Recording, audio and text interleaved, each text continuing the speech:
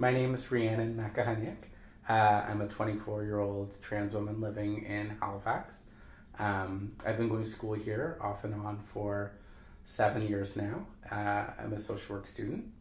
Around DAL, I've been involved with a lot of feminist and queer and trans organizing.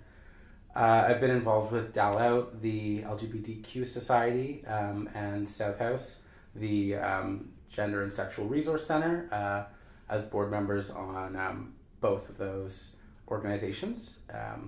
And for the last 3 years, I've also been a part of Rad Pride, which has been a series of alternative pride events during Halifax Pride, kind of aimed at being a little bit more accessible in terms of being all ages, being free or pay what you can, being sober, and being physically accessible.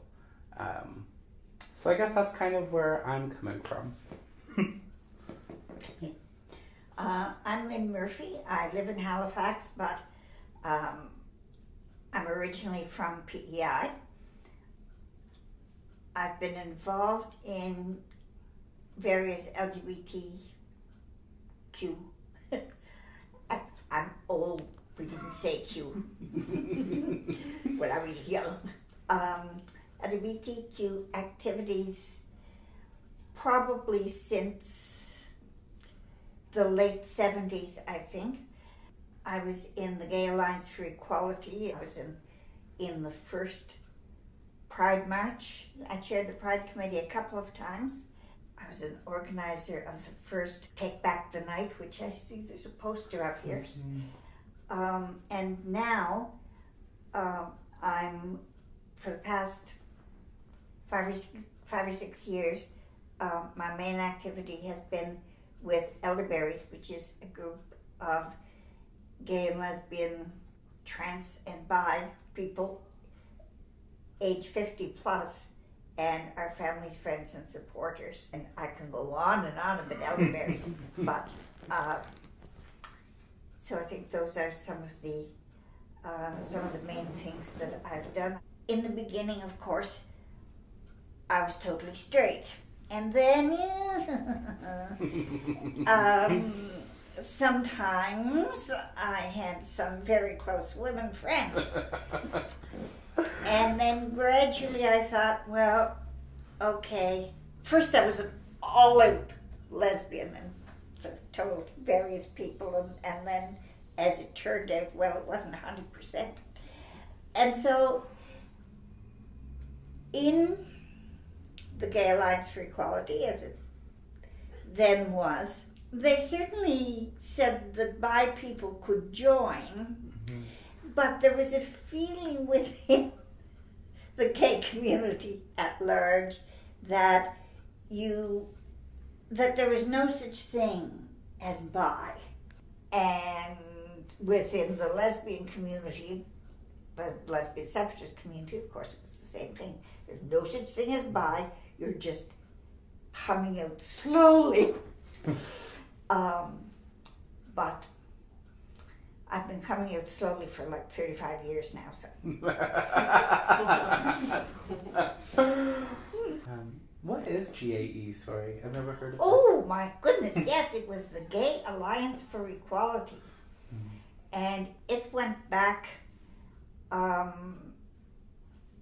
probably to the early 70s. And there was a small group of people who founded it, and GAE was active both in like political organizing and having protests and demonstrations and so on. We were also the owners of the Turret Club on Barrington Street, and that's how we funded anything else that we did. Was people would come and dance at the Turret and buy some alcoholic beverages, and then we would get some money to do the activities that we wanted to do. Mm-hmm. And after a while, it was brought to the notice of the executive of the day that we should call it the Gay and Lesbian Association.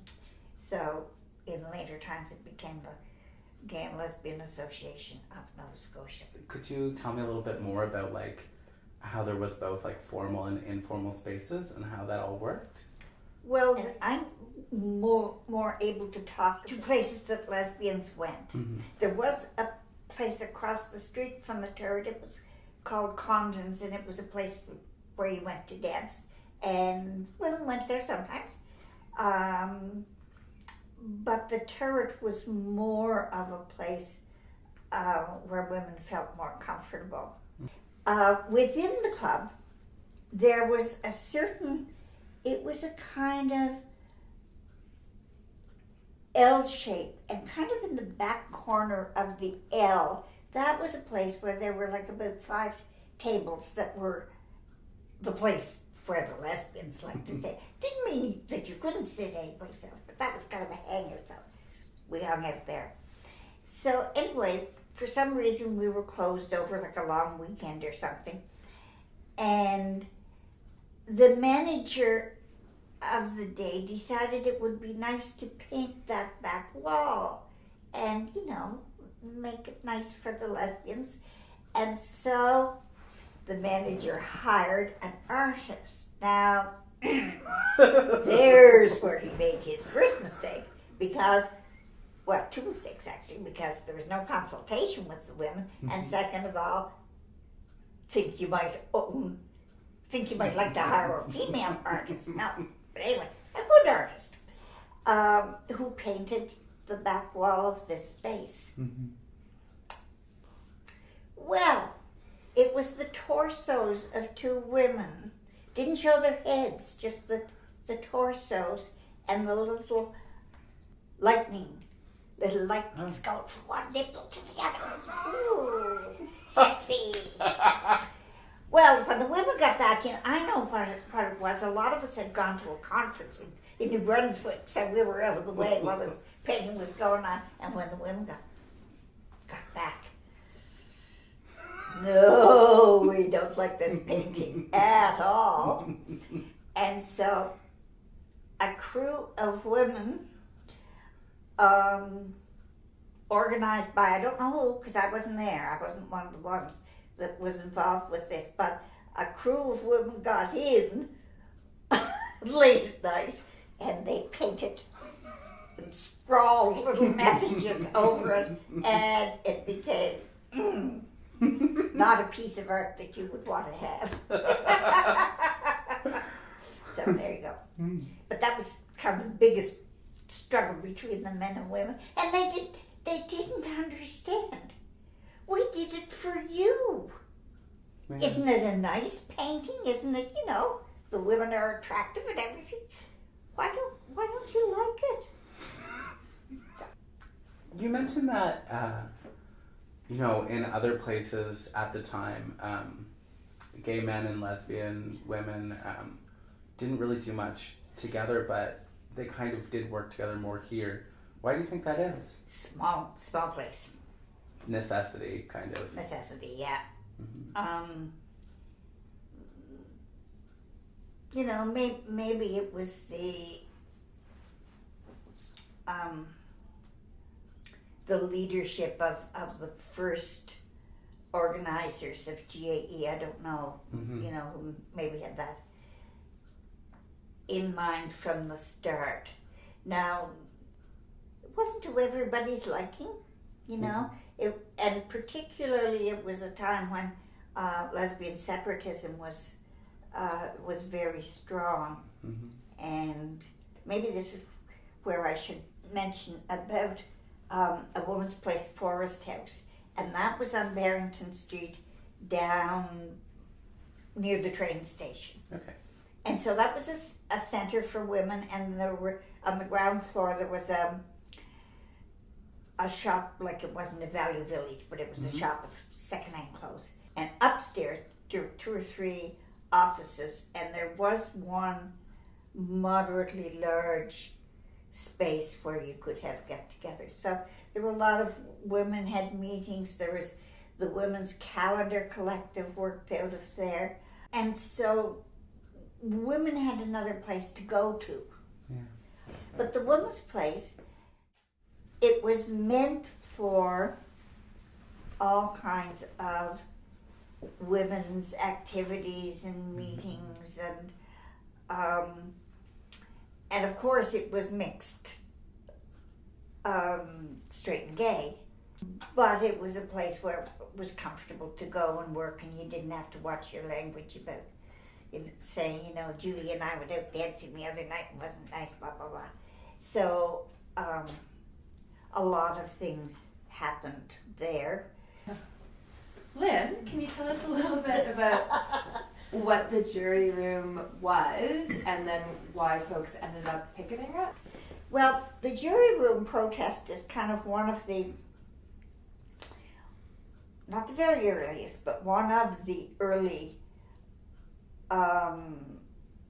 protests, LGBT-related protests that happened in Nova Scotia. And the jury room was a bar where the Carlton Bar now is.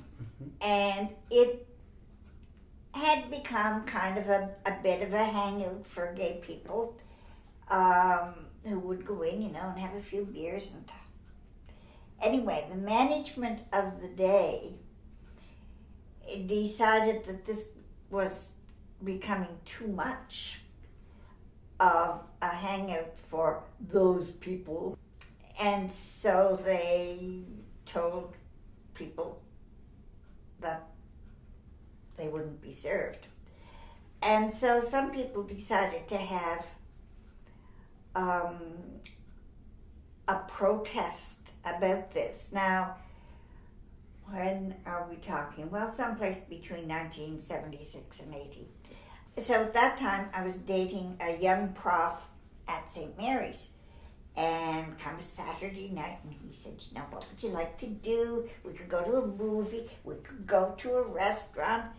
And I said, well, what I'd really like to do, there's the gay people, which was of course not me, the gay people are having a protest at the jury room about not being served. And I would like to go to the protest. What do you think? And heaven love him, he said, yes, let's go. So we went down and we picked up our signs and we went to the protest and marched around a few times right in front of the eyes of the Chronicle Herald building, by the way, which was right across the street from the jury room.